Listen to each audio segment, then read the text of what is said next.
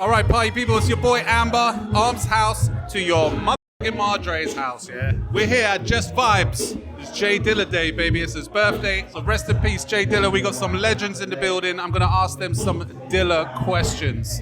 We got the legend that is Shortie Blitz in the house, Mr. Thing. Harry Love, Skillit's the man. The main man, friend of the podcast, Mr. Gizmo, motherfucker. DJ Drez, Jim Sharp. Leon, shit. Trinigladiata. What's good?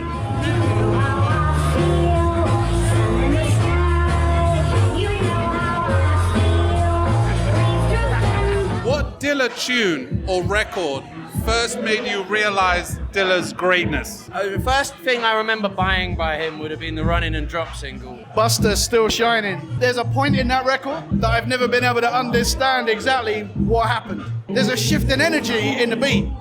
And also when you realize that the beat doesn't ever stay the same, and Buster has to rap to every single thing that's going on in the beat.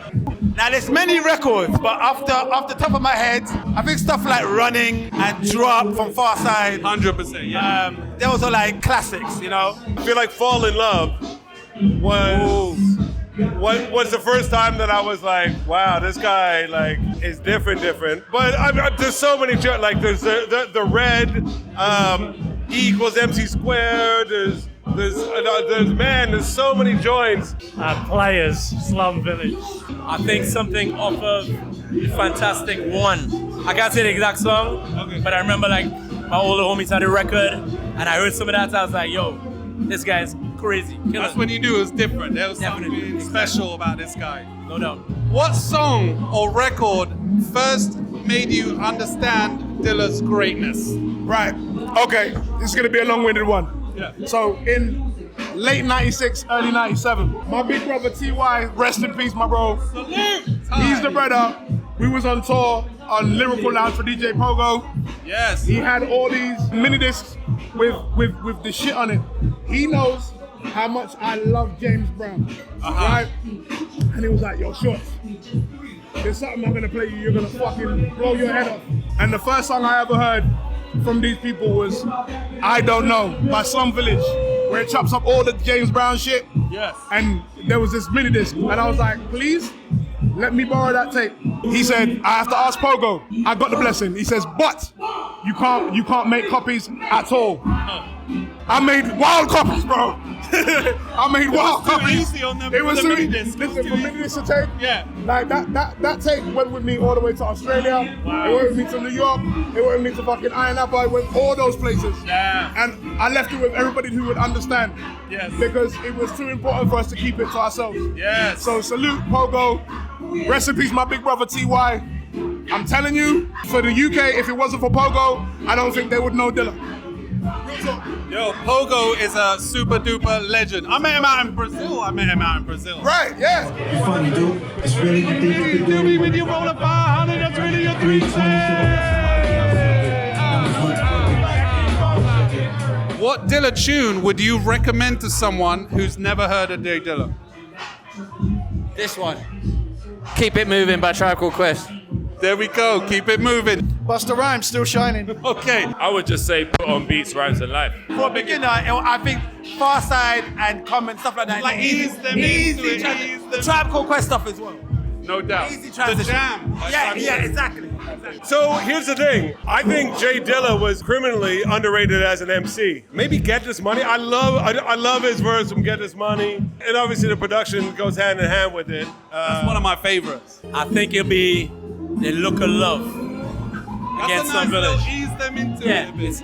it's soulful. It's not too hard beating them over, but it's a great introduction into it. You know what I mean? Yeah. It will be the tune in the background. It will be I Don't Know. Or, no, actually, it will either be that or Players. Or what? Or Players. Players. Because when that beeline hit, it's a different thing. Yeah. You know what? This is a good one because of the way it cuts up. I don't know, yeah. Even your layman can understand how great that is. And most people, they've heard of James Brown in some capacity. They know. So like, hold this, you know what I mean? All these hear, and they know it's James Brown.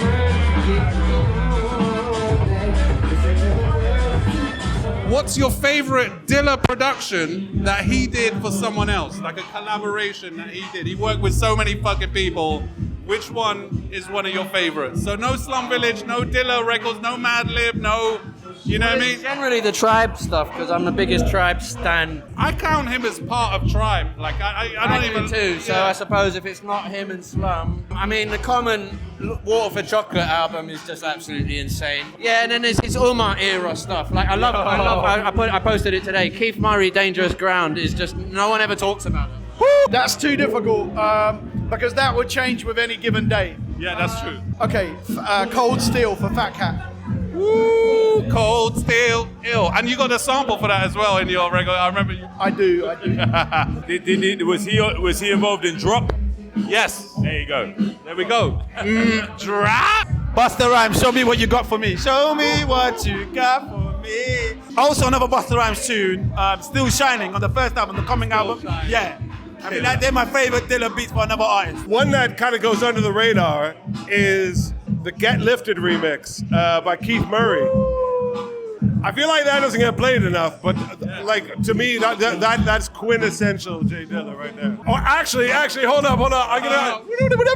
My favorite Dilla track that he's done for someone else is Modern Day Gangsters, which is Biggie and Busta. It was meant to be on Busta's first album, but it was actually the track where Biggie replied to Pac. Oh shit! And it never got released. It's gotta be for De La Soul.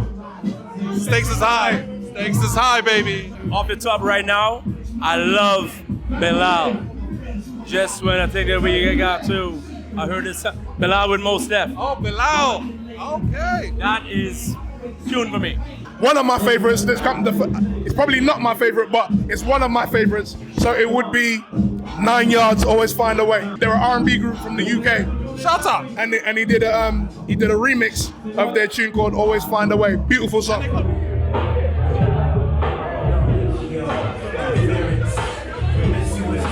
Did you ever get the chance to see him live? If so, where? Yeah, I posted it today. Well, when I met him in LA at the El Rey, it was when they did the launch show for the J-Lib album. Yeah. So that was the one time. Me and him should have crossed paths way earlier because we had so many near misses. We didn't until that gig. I actually saw him at Jazz Cafe just before he died. Oh When shit. he was in the wheelchair and he was on the tour. Wow. I was there for that, and none of us could believe that he was in a wheelchair. We knew he was sick. Yeah. We didn't know how he was that sick.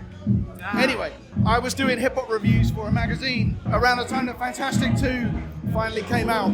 When the album finally got an official release, because I'd been banging on about this album to this guy, he was like, right, we're going to London, we're going to go and beat Slum Village because they're doing a press day. Wow. So I got to meet all of them. So I met JD, I met T3, I met Barton. Did you get him to sign some shit? No, I didn't. You pussy! Oh man, that'd be worth money. I was so nervous. I'd never interviewed anyone for anything. Wow. And all my questions were for JD. Yeah. All my questions were like, so how did you do this? Why is this like this? Why did you do this? And why is this way? And the others are like looking at me like this, and he's looking at me like, how do you know this stuff? And so, because I was asking him about the math skills stuff. Okay. And he was like, what? How the fuck do you know that? I loved it. And Wajid was there as well. Yeah, it was crazy. Wow, that's incredible. And there's no photos, there's no proof. But it truly happened, yeah. I believe you. I believe him. Did you ever get a chance to see him live? No.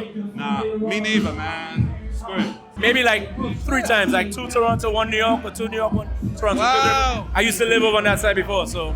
Was he cool, dude? Yeah, it's cool, but it was with a lot of people, so it wasn't like a one-on-one but I'm obviously linked to a lot of his family too, so The first time Slum Village came over, I interviewed them at the K West Hotel. It was Shepherd's Bush. It was me, my boy Drew was there because he loved Dilla as much as I do. He was the first person I made a copy for.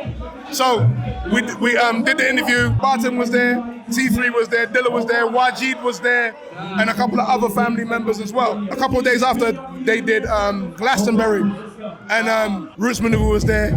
So MK was my plug to get in. Black Twang was there, Ted was my plug to get in, and they all performed on the same bill. The crazy thing is, Wajid came over to me and was like, how do you know all these words of these songs? This shit ain't even out yet. And I was like, we love your shit. Like, the people that know. Because we knew everything from Fantastic Volume 1. And they performed all that shit and we were going crazy. And then I saw him live the last time he was there. I didn't know he was sick until they brought him down to the stage in a wheelchair. At Jazz Cafe. At Jazz Cafe. At the time, I thought, okay, he's gonna jump up and start rocking. But unfortunately, he looked different. So yeah, that was man, that was hard to watch. It Yeah. was painful. I know, Because I didn't know he was ill at the time. So seeing that, I was like, what the fuck? So, but I'm so glad he actually got out there though to do it, to show everyone showed him so much love. he felt the love, man, and it was important. You know what I mean? He knows how people felt about him before he left. What's your favorite J Dilla sample that he's used? He's sampled. That's easy. Cold Steel. Oh wow, okay. What's the name of the track? You don't remember? Oh no, you don't want to release? Mum's the word, yo. And also, I was just talking to Jim Sharp about it too. The way the Brand New Heavies Sometimes remix Yes. is a piece of work that I've never really been able to figure out. When you hear that, and then you hear how it is in the song, none of it makes sense, but it all makes perfect sense. For me, his use of Brazilian sounds, amazing. So Running, Rico Suave, I love that shit. And what's your favorite J Dilla sample? It will be what they use for Player. So Claire, is it Claire the Lune or something like that? But Mr. Thing would know. He knows all the sample sources. But yeah, the way he flipped that was genius. Crazy. The Jackson sample that he flipped for Q-Tip for I'm moving. Here we come. No, Is that on the Renaissance album? No. yeah. It's called Move. It's called Move by Q-Tip. Who do you think now, who's still active now, carries on that essence of Dilla? Because he's influenced so many people. I'm from the same era as them, so like I keep my eyes focused on that most of the time. So I'd say Knots and obviously Madlib. Madlib for sure. If we're talking about people who come either at the same time or afterwards, there's definitely like derivations. I mean, he's probably the biggest cause of derivatives that there is. But I'm not a massive fan of Dilla derivatives because it's very hard to. I mean, it's like no one can really do his thing, you know. No. A lot of people get it wrong. I say undoubtedly Robert Glasper and what he's doing with his live, with his jazz. Went to see him the other day in London and he smashed it. Wow. He's got that energy. Honestly, it sounds stupid to say it, but I just did an album with a guy called Tony Bones. He's got so many beats that I hear that I think are like Dilla's, you know, and they're his. He's definitely got that influence, that sort of jazzy, slightly off-kilter thing. So anybody who doesn't know about Tony Bones, the producer, he's like carrying the torch. Like tall black guy. Yeah. So yeah, he sort of carried on that sort of, I don't know how to even describe it. I always describe it as a bit like liquid sounding, you know, just like Fluid, yeah, I get what you fluid mean. is, yeah, Not mechanical. All right, one last one. When you're in a donut shop, which donut do you buy? Which one? I like that Bavarian cream shit. The problem is I can't have dairy, but I am gonna say I would have a chocolate ring donut. Chocolate ring, classic. That's my favorite too. It has to be the classic Homer Simpson sprinkled icing. The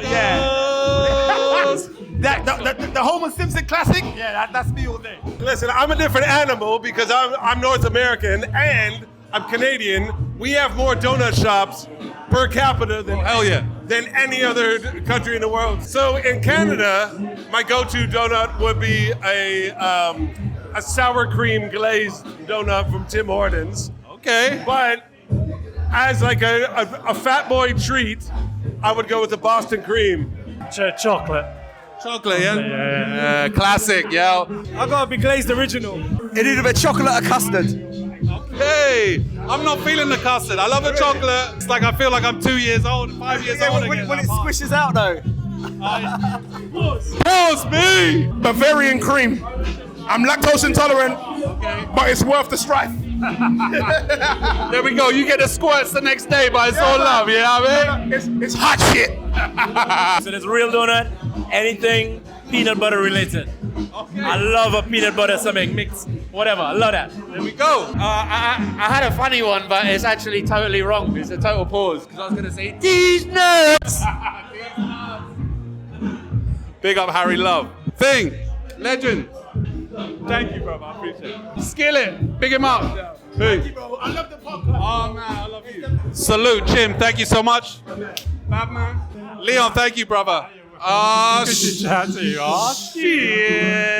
Gizmo, DJ Drez, Dilla. Arms house to your motherfucking mom's house.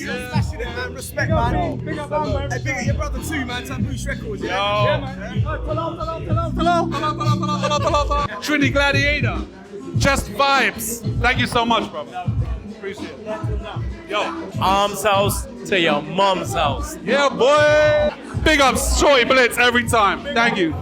We'll get you on as a proper. Salute to Arms House, to your mum's house pod. Salute the man them. Salute all writers. Salute all culture people. You know what I mean? We love you. Salute. Yeah, hip hop bar. Do you think I need to go and paint that yellow BR, bruv?